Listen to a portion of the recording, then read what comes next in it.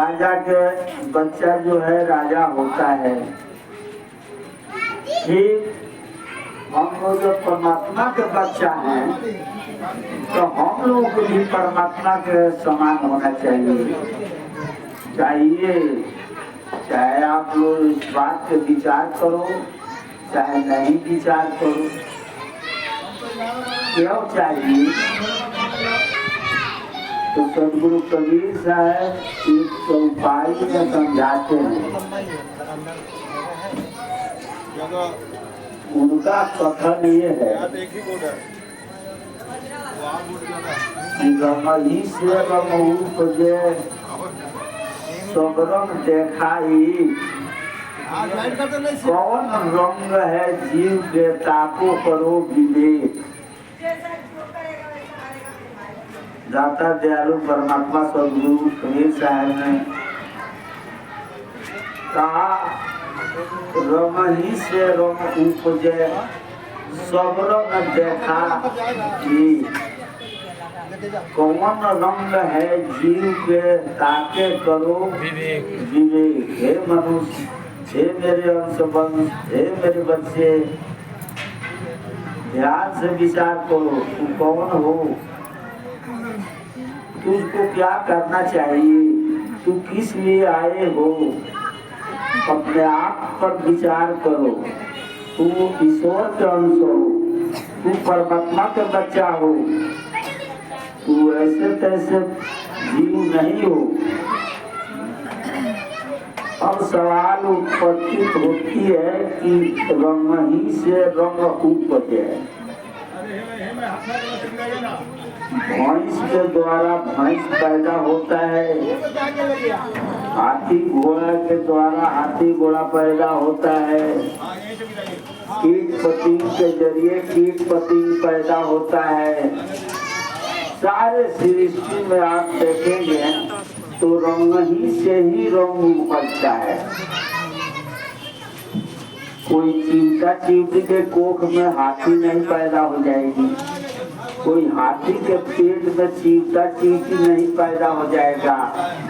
ये सारा सृष्टि का यही नियम कानून है कि जैसे बाप मातारी रहते हैं वैसा ही वो पैदा करते हैं। क्या पैदा करते हैं? जैसे माता पिता होते हैं वो अपने शकल के बच्चा पैदा करते हैं।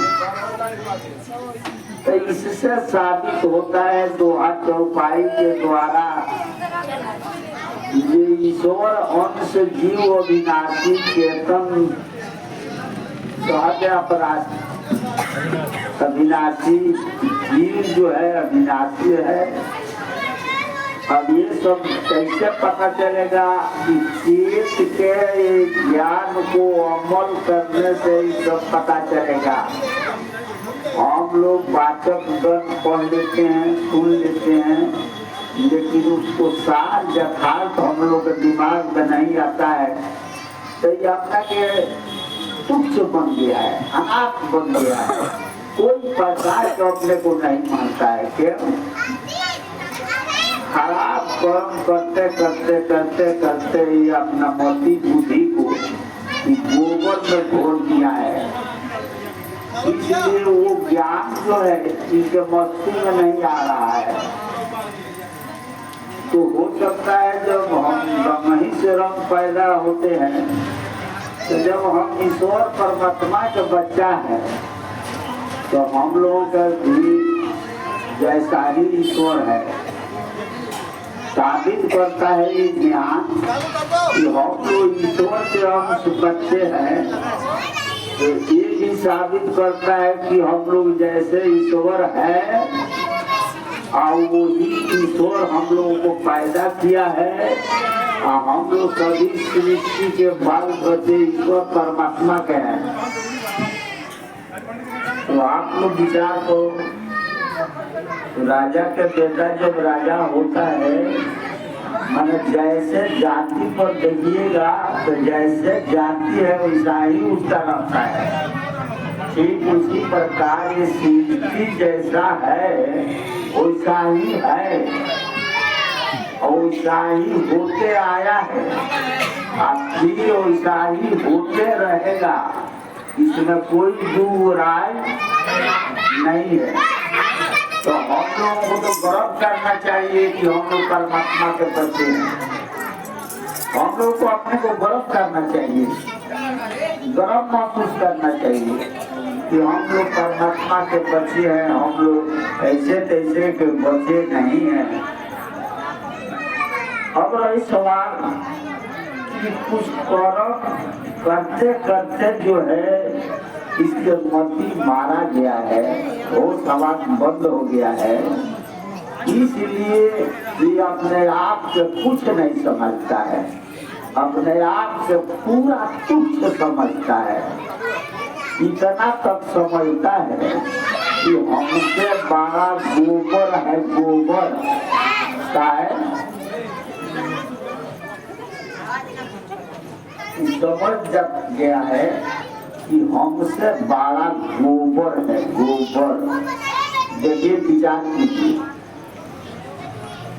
आप श्रोतागण से मेरा अर्जी है, जो कुछ मैं बोलता हूँ पहले तो कहीं आप गड़बड़ सड़बड़ अगर बोल दिया तो आप लोग सुन के विचार कीजिएगा, कहीं गड़बड़ हुआ तो हम समझ जाएंगे, आप लोग कर दीजिएगा। अगर आप लोग का दिमाग अगर गड़बड़ नहीं अलाउड करता है तो आप लोग पूरा मन बच कर से सुनिएगा, जो मैं कह रहा हूँ इस पर विचार कीजिएगा, हम लोग सब मिलकर विचार करेंगे। ये स्वयं परमात्मा के बच्चा होकर के ईटा के भगवान मान लिया है, ईटा के भगवान मान लिया है, एक पत्थर के भगवान मान लिया है। यहाँ तक गाय का मूत के भी प्रसाद मान लिया है, कि गाय के गोबर के भी देवता मान लिया है।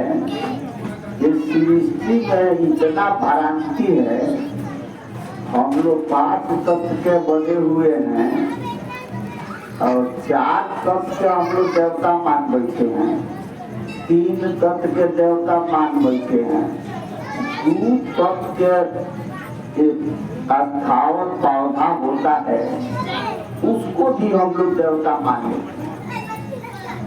मैंने कहने का मेरा तात्पर्य यह है कि हम लोग चेतन है और हम लोग खुद जड़ के पूजा करने पर तैयार है, और जड़ के पूजा करते करते हम लोगों का भी मोती घुस गया है, हम लोग भी जड़ हो गए हैं। देखिए होना नहीं चाहिए, क्योंकि हम लोग तो दोहा चौपाई कोई संत महात्मा के हम उठा के देखते हैं तो साबित ये होता है कि ये परमात्मा के हम लोग बच्चे हैं।